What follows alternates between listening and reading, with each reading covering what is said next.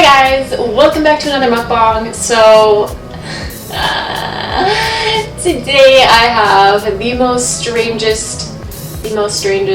the strangest assortment of foods you ever did see. Mostly desserts and then some random pizza pocket.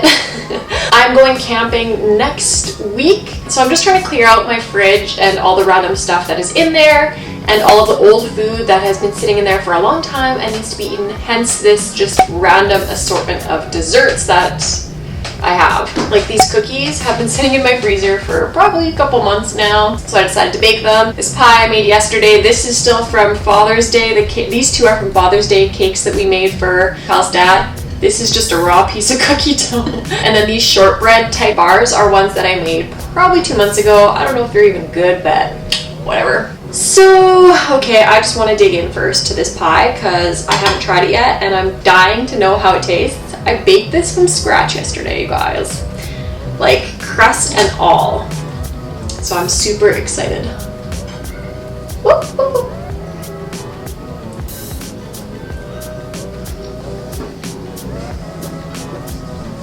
Could be sweeter. I used frozen blueberries and I tried to drain as much of the liquid off as I could. So I think a lot of the sugar got caught in the liquid that I didn't get put into the pie. But with a little bit of ice cream on top, I think this would be really good. The crust is amazing. I used a sour cream crust, so I love sour cream crusts. They're the best. Oh.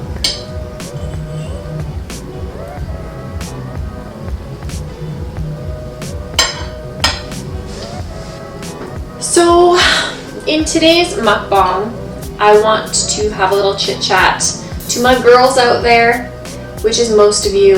Sorry, dudes. Maybe dudes too, but this is probably mostly a girl conversation.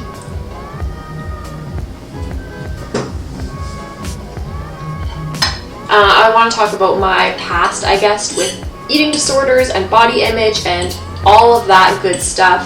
So I want to show that, like, my struggles that I've had with body image, and I want to show you that it's possible, obviously, to move forward and learn to love yourself and have a healthy relationship with food and with your body, and that with work and with time, like, anything is possible. Self-love is possible. I know it's so hard when you're stuck in your own mental state to really see a future with your body and loving it, but I just want to kind of share a message with this story and with my experiences that will maybe give some people a light at the end of the tunnel. So yeah, that's what I'm going to talk about today.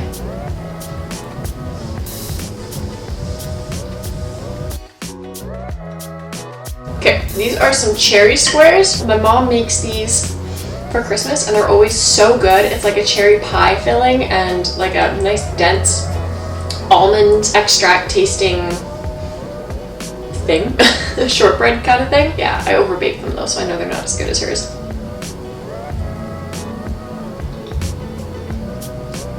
They're still delicious though.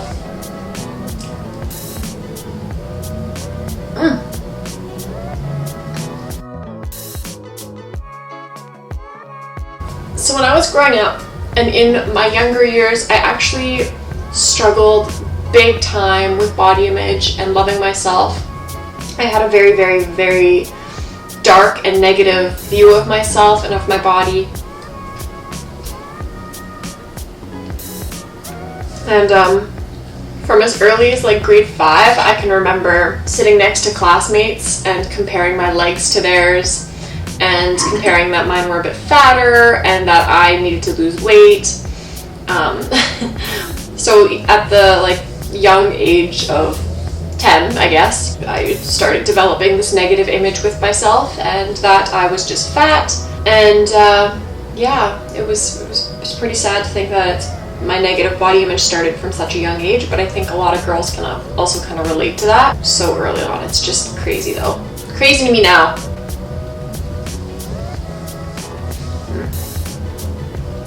And it just got worse and worse with age and with time, to where in high school, there were a lot of times when I really didn't, I would purposefully skip breakfast, I would skip lunch to kind of lose weight in a weight loss strategy.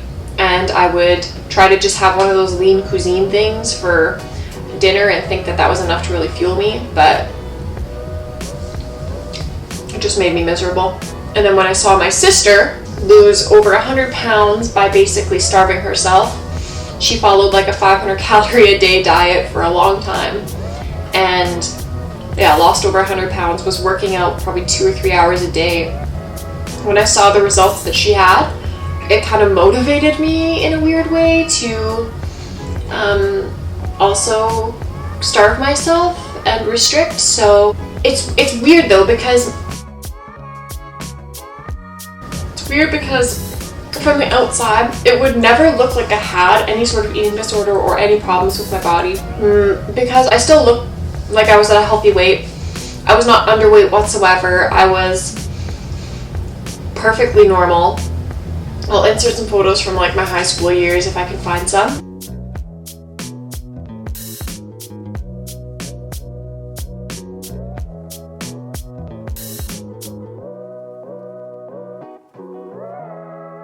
But I was just a healthy weight, so people would never assume that I had such body dysmorphia and hate for my body and that I was purposely trying to starve myself. But that's the thing, is like with a lot of people, you never really know what, you can't just say somebody only has an eating disorder if they're like 90 pounds, because I had one and I was probably like 120, 130 pounds.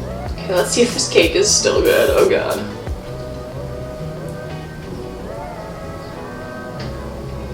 A little dry. Not too bad though.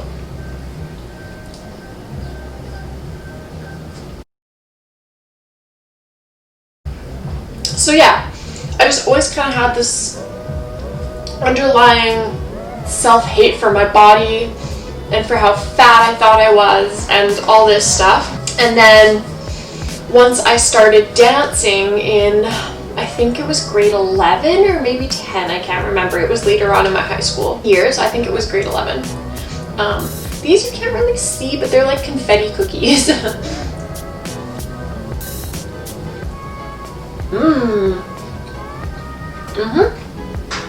Once I started dancing, it just became so easy to pick apart my body and to compare my body with other girls. And maybe if you danced in the past, you kind of know, but you're just staring at yourself and others in the mirror for 5 or 6 hours every day that you're dancing, and everyone's wearing a bodysuit, so super tight. There's nothing really to the imagination. Especially in ballet, you want to be as perfect as possible, and it's just, some of the dancers I danced with always talking about how fat they are, even though they're like probably 110 pounds. Everyone's just literally at least this was my experience, everyone was always just talking about how fat they were, and then you're left to like look at yourself being 30 pounds heavier, like, oh yeah, okay, like, well, if you're saying you're fat, then what am I, you know? So dancing and teaching dance just kind of fueled my body dysmorphia and eating disorders even further. I used to spend hours and hours and hours a day looking at thinspo and like just looking at images of thin women, thinking it would inspire me to not eat and shit like that. And I kept a journal and I would write very negative things about myself, saying how pathetic I was that I ate a certain thing that day or along those lines. If I had that journal, I would probably cry because it's just so sad how negatively I thought of myself. I don't think nobody could have realized how much of my brain space and my thoughts was negative, and 99% of my thoughts were consumed around food, what I was going to eat next, what exercise I was going to do. It was like I lived and breathed these negative thoughts in my head all day and just every day of my life for so long. Probably 4 years. Until I really started just trying to be healthy versus a stick.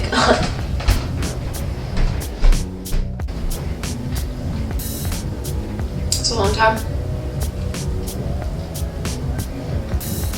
And I think I hit a point, I guess like a low of lows, when I would try to just starve myself all day. And I worked during the day. I worked as a cashier at Canadian Tire, and also, oh, this is a 3-cheese pizza pocket. It's gonna be delicious.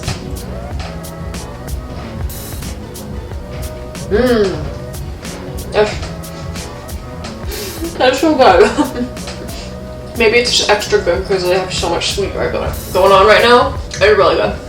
Yeah, I would work as a cashier during the day at Canadian Tire. After I worked at Canadian Tire, or in between, I would be teaching dance class and going to dance classes. And then I also had a night job 3 days a week, I can't remember.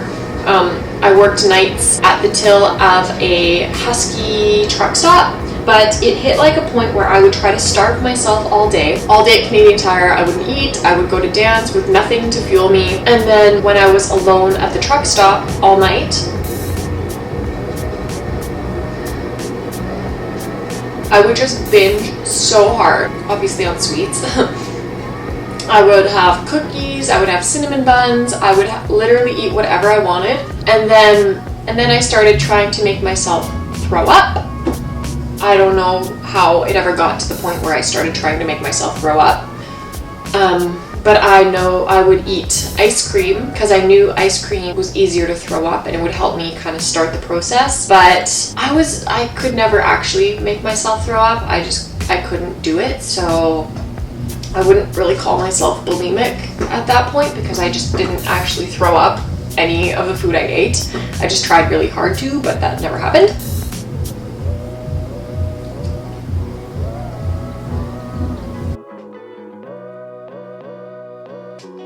These are good. I wish I had more of these.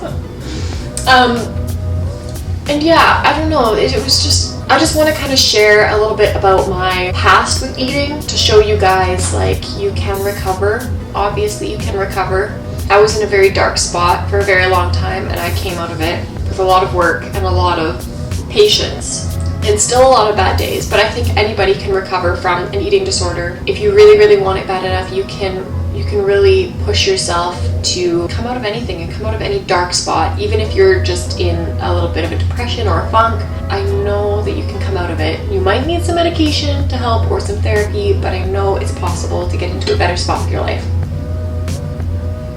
So I don't know the exact point when I switched, or when I tried to switch when I tried to flip the switch in my brain to kind of push myself to love myself. But I think it was when I started going vegan. I was following a lot more positive, influential people who were more focused on the greater good of veganism at that point. It just made me realize how, I don't want to say little my problems were, but I just kind of slowly started to realize that the amount of focus I put on my body and my weight, there was so much greater problems in the world that I could not believe how much time I spent focusing on my body. So yeah, it was, I guess, veganism for me.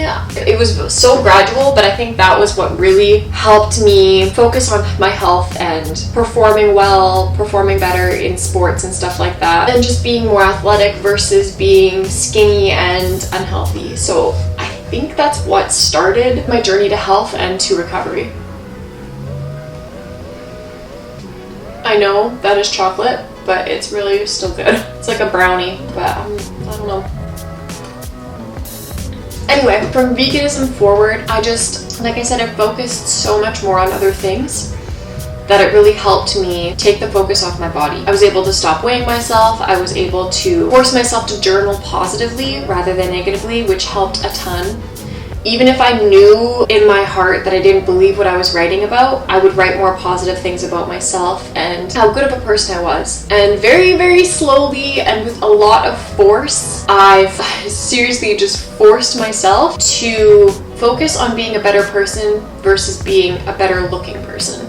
I don't understand why I thought that if I was better looking, my life would improve. It really didn't. Cookie dough. I'm getting full, so I need to wrap this up.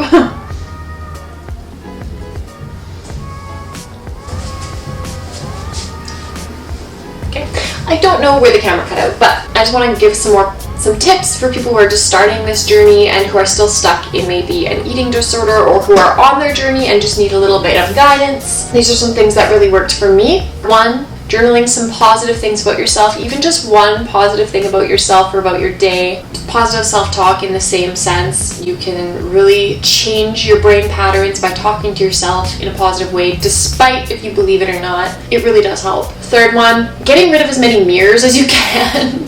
That's one thing that really helped me, is not having a full-length body mirror to pick my body apart. Surround yourself with people who lift you up and have a positive outlook on their body. Your fuel can come from other people, and when other people are talking negatively about themselves, you feel like you have to too, which is crazy. Just surrounding yourself with people who don't pick their bodies apart, especially to you, and make you feel like you have to do the same. 5, obviously ditching the scale. You don't need to weigh yourself. There are so many better ways to see progress and to challenge your body and to measure change, so ditch the scale. And the 6th tip is just have patience. This takes a long time. It takes a long, long time to ditch the habits that are causing you pain and causing you detriment in your life and making your life more negative. So be patient with yourself. You're gonna have good days, you're gonna have really bad days, and everything in between. Don't beat yourself up about what you put in your mouth, about what your body looks like, because you guys are beautiful. And I always used to tell this to myself. I don't so much anymore, but your body should be the least important thing.